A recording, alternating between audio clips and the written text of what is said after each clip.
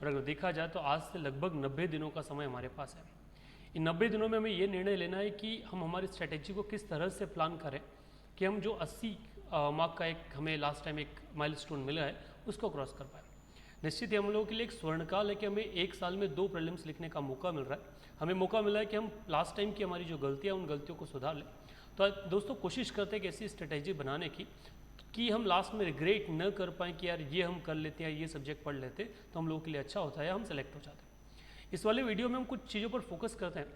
कुछ सवाल है जैसे क्या प्री के साथ हमें मेंस की तैयारी करना चाहिए, ये जो 10 यूनिट का सिलेबस मध्य प्रदेश लोक सेवा आयोग ने हमें दिया है इनमें से हमें कहाँ से शुरुआत करें, कौन सी यूनिट को पढ़ना चाहिए, कौन सी किताबों को पढ़ना चाहिए और एक लास्ट पार्ट है कि क्या करें क्या ना करें। एक एक करके के सारे सवाल जो है उन सवालों का आंसर करने की हम कोशिश करते हैं। सबसे पहला सवाल हम लोगों के सामने जो आता है वो आता है कि क्या प्री के साथ मेंस की तैयारी करना चाहिए। तो इसका एक बेसिक सा आंसर है दोस्त कि अगर आप MPPSC 2023 की तैयारी कर रहे हैं और इस 2023 में आप जाना चाहते हैं तो निश्चित आपको पूरा के पूरा फोकस MPPSC प्री पर लगाना चाहिए। मतलब मेंस के लिए एक बहुत बड़ा हमारे लिए नो है। हमें मेंस अभी नहीं करना। जनरली जब हम कोई सब्जेक्ट पढ़ रहे होते हैं तो हम प्री के साथ उस सब्जेक्ट को कंप्लीट कवर कर रहे होते हैं। उसमें आपका प्री का हिस्सा भी कवर हो रहा होता है, मेंस भी हो रहा होता है और इंटर भी। ऐसा नहीं होता कि आपने प्री पढ़ा है तो वो जो कंटेंट है वो कंटेंट आपको कहाँ काम में नहीं आएगा, वो मेंस में काम में नहीं आना है। तो अलग से मेंस के लिए तैयारी करना, 3 मार्कर या 5 मार्कर के लिए फैक्ट निकाल कर रखना, उसका कोई सेंस अभी नहीं बन जाता क्योंकि जब तक प्री क्वालिफाई नहीं होगा तब तक मेंस का कोई लेना देना है ही नहीं। अभी पूरा फोकस हमें कहाँ लगाना है, हमें पूरा के पूरा फोकस प्रीलिम्स की तैयारी पे लगाना है, न कि मेंस के लिए भागना है। अगला सवाल जो हमारे पास आता है कि जो 10 यूनिट का सिलेबस हमें मिला है इस 10 यूनिट में हमें कहाँ से शुरू करना चाहिए। 10 यूनिट में वेटेज तो 10 यूनिट का बराबर है, परंतु अगर कंटेंट के हिसाब से देखा जाए तो 10 यूनिट में काफ़ी वेरिएशन हमको मिलेगा कि कुछ यूनिट जिसमें हिस्ट्री पॉलिटी है वो काफ़ी लेंथी यूनिट है और कुछ यूनिट ऐसी हैं जो काफ़ी छोटी हम लोगों को देखने को मिलती है। इस आधार पर हम यूनिट को 2 हिस्सों में क्लासीफाई कर सकते हैं। जैसे एक सेगमेंट है जिसमें आपका unit 1st, 3rd, 5th, 8th, 9th और 10th है और दूसरा सेगमेंट है जिसमें 2nd, 4th, 6th and 7th unit है। ये जो यूनिट 1st, 3rd और 5th है जिसमें आपका मेनली कौन सा हिस्सा कवर होता है, MP, इसमें पूरा MP आपका कवर हो जाता है। तो हमें हमारी स्ट्रेटेजी को इसी आधार पर प्रिपेयर करना है क्योंकि MP जो है MP से लगभग 30 से 40 क्वेश्चन के 30 से 35 क्वेश्चन हमको देखने को मिलते हैं। तो हमारा पूरा फोकस पहले इन 30 क्वेश्चन पे होना चाहिए कि हम इस पे हमारा एक स्ट्रॉन्ग एंड क्या है वो बना लें। Then 8th, 9th and 10th unit जिसमें आपका आयोग, ITC और साइंस एंड टेक्नोलॉजी वाला पार्ट आता है, इससे भी कंटेंट कम है और क्वेश्चन का नंबर जो है वो 30 क्वेश्चन का मिलता है।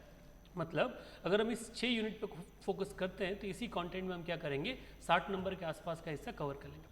दूसरी ओर देखा जाए तो 2nd, 4th, 6th, 7th unit जो है इसमें आपका हिस्ट्री, पॉलिटी, ज्योग्राफी वाला जो हिस्सा है वो आता है। कंटेंट काफ़ी ज़्यादा है, काफ़ी लंबे समय से हम इसको पढ़ते भी आ रहे हैं तो बहुत ज़्यादा वरी करने की आवश्यकता नहीं। तो पहला फोकस हमें कहाँ होना चाहिए, पहला फोकस हमारा 1st, 3rd, 5th, 8th और 9th, 10th यूनिट को होना चाहिए। सेकेंड आप 2nd, 4th, 6th, 7th को प्लान कर सकते हो। 90 दिन का टाइम पीरियड है, आप अपने हिसाब से प्लानिंग कर सकते हैं, अपने हिसाब से स्ट्रैटेजी प्रिपेयर कर सकते हैं। बट ये वीडियो आपको कुछ इनपुट दे देगा कि हमें कहाँ से शुरू करना चाहिए, कहाँ से नहीं करना चाहिए। क्योंकि क्या होता है जब हम सोच रहे होते हैं तो हमें एक दृष्टि में देख रहे होते हैं, कई बार से जब इनपुट मिल जाता है तो हम एक बेटर प्लानिंग की तरफ क्या है जा सकते हैं। अगर 10 यूनिट की बात की जाए तो हम इस 2 सेक्शन में क्या कर सकते हैं, डिवाइड कर सकते हैं। अगला सवाल जो हमें मिलता है वो कि कौन सी किताबों को फोकस करें। जो अभी तक हम नोट्स बनाए उन्हीं नोट्स पर स्टिक रहें, कोई एडिशनल बुक हमें प्रीलिम्स के लिए लेना चाहिए तो उसके जवाब को फाइंड आउट करने की कोशिश करते हैं। एक सेक्शन हमारे लिए होता है unit 1st, 3rd and 5th का, जो लगभग आपका पूरा के पूरा मध्य प्रदेश वाला हिस्सा है वो MP वाला हिस्से को कवर कर रहा होता है। MP को कवर आपने भले किसी भी किताब से किया हो, नोट से पढ़ाओ, क्लास नोट से पढ़ाओ, बट अभी आपको रिकमेंड करना चाहेंगे कि आप मध्य प्रदेश का जो परीक्षा धाम है इसको फोकस करें। लास्ट टाइम के जो टॉपर्स हैं और लास्ट 1-2 साल के जो बच्चे इसको पढ़ रहे हैं उनका काफ़ी अच्छा रिव्यू परीक्षा धाम के लिए रहा है।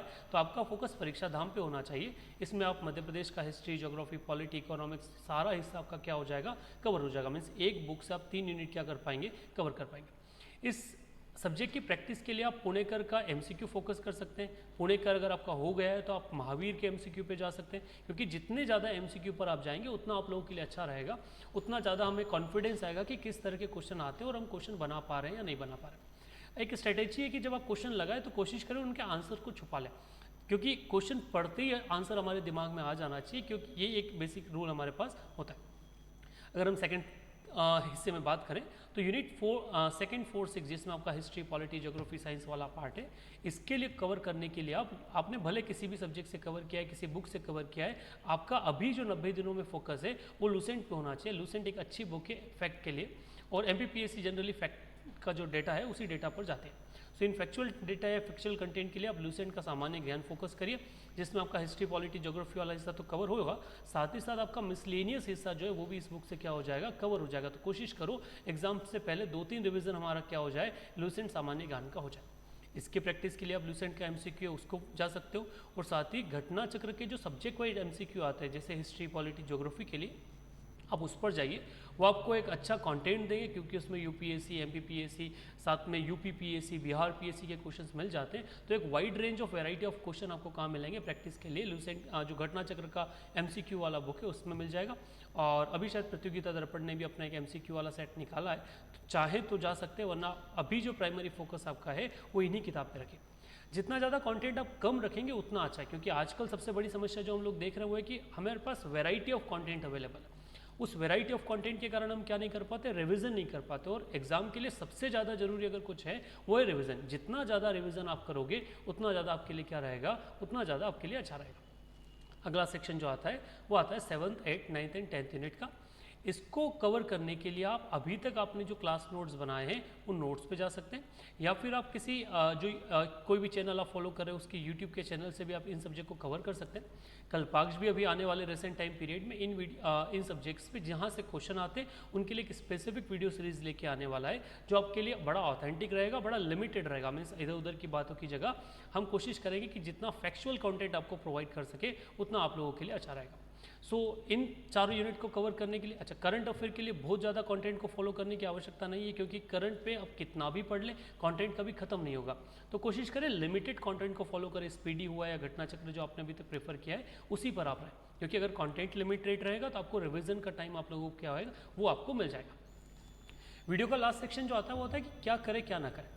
एग्जाम में टाइम हमारे पास कम है, 90 दिनों का ही टाइम है। तो सबसे पहले क्या करें में है कि हम सिलेबस को फोकस करें, सबसे पहले सिलेबस को गो थ्रू, और लास्ट ईयर के जो क्वेश्चंस हैं उन लास्ट ईयर के क्वेश्चंस पीवाईक्यूज जितने ज़्यादा आप लगाएंगे उतना ज़्यादा आपके लिए हेल्पफुल रहेगा।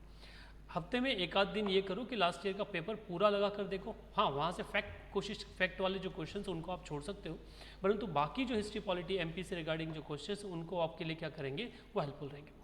आपके पूरे टाइमिंग में जो आप पढ़ाई कर रहे हो उसका 30% टाइम आपको पूरा के पूरा एमसीक्यू की प्रैक्टिस को देना चाहिए, क्योंकि जितना आप ज़्यादा एमसीक्यू लगाएंगे उतना आप लोगों के लिए क्या रहेगा, उतना आपके लिए अच्छा रहेगा। देन रिवीजन करते समय कोशिश करो बुक से रिवीजन, जब आपका एक बार आपने पढ़ लिया, जब आप उसका रिवीजन कर रहे हो तो उसको फ्लो चार्ट के थ्रू पढ़ना शुरू करो। जितने ज़्यादा फ्लो चार्ट के थ्रू आप पढ़ोगे चीज़ों को उतना ज़्यादा आपके दिमाग में बैठ जाएगा। आप इंस्टीट्यूशंस को फ्लो चार्ट बनाइए, आप टॉपिक को 360 डिग्री अप्रोच के साथ पढ़ने की कोशिश करिए कि जितने क्वेश्चंस वहाँ से बन रहे हैं वो सारे हमारे क्या हो जाए, वो सारे के सारे कवर हो जाए। अनादर लेवल पर बात करें क्या न करें, तो टेंशन न ले, ये एक चांस है हम लोगों के पास। अगर हम पूरे सिलेबस की तैयारी के साथ है तो ठीक है, वरना 1-2 महीने में एमपीपीएससी क्वालिफाई नहीं होता। तो अगर आपने पहले पूरा कंटेंट पढ़ रखा है, आप रिवीजन कर रहे हैं, तो निश्चित हम इसमें सेलेक्ट होगा, क्योंकि अगर हमने पढ़ाई किया है, ईमानदारी से मेहनत किया है, तो उसका रिजल्ट या उसका परिणाम हमको निश्चित ही मिलेगा। सेकेंड, 80 नंबर वाला जो एस्पेक्ट है कि यार एसी वाला 80 का स्कोर हमें करना है और हम लोग को लगभग 74-75 पर जाकर अटक रहे हैं, तो उसके लिए कि हम गलतियाँ कम करें। अगर हम क्वेश्चन पेपर को अच्छे से पढ़ रहे हैं, उसके आंसर लगा रहे हैं, तो वो ज़्यादा, एक बार में अगर आंसर लगा रहे हैं तो ज़्यादा सही। बार बार आंसर को बदलना, ये देखा जाता है कि वो आंसर हमेशा गलत हो जाता है।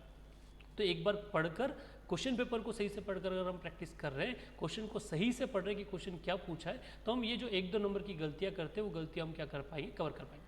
देन मिसलेनियस पर अगर आपने फोकस कर लिया तो आपके 2-1 नंबर आपका आखिरी में क्या कर देगा, बढ़ा देगा, और जो 80 से आप 1-2 नंबर नीचे रह रहे हैं वो स्कोर आपका क्या हो जाएगा, यहाँ पर कवर हो जाएगा। क्या न करे वाला एस्पेक्ट में एक बात है कि आप लिमिटेड कंटेंट पे फोकस करिए, ज़्यादा कंटेंट पे पीछे मत भागिए, ज़्यादा यूट्यूब चैनल के पीछे मत भागिए, क्योंकि कंटेंट बहुत ज़्यादा है, एग्जाम बड़ी डाइवर्स है। जितना ज़्यादा कंटेंट प्रीफर करेंगे हमारे पास टाइम कम होता जाएगा, हम रिविज़न नहीं कर पाएंगे। और सक्सेस के लिए सबसे ज़्यादा जरूरी अगर कुछ है तो वह है हमारा प्रॉपर रिविज़न। एग्ज़ाम को लेकर अगर आपको आने वाले, ये आज के वीडियो के लिए था, एग्जाम को लेकर अगर आने वाले टाइम पीरियड में आपके पास कोई क्वेरीज आती हैं तो आप हमको कल्पाक्ष के व्हाट्सएप नंबर पे आप प्रेफर कर सकते हैं। ये आपको कल्पाक्ष के इंस्टाग्राम पेज पर मिल जाएगा, कॉन्टैक्ट डिटेल्स आप मिल जाएगी, आप वहाँ से जाइए, आप वहाँ से आप प्रेफर मीन्स हमसे कॉन्टैक्ट करने की कोशिश करें और अपने सवाल जो है उन सवाल को आप रख सकते हैं। आने वाले वीडियो के लिए आप कल्पाक्ष को सब्सक्राइब कर सकते हैं, जहाँ से आपको जो भी अपडेट हम एमपीपीएससी को लेकर आने वाले हैं वो आपको मिलते रहे। Thank you very much and all the best.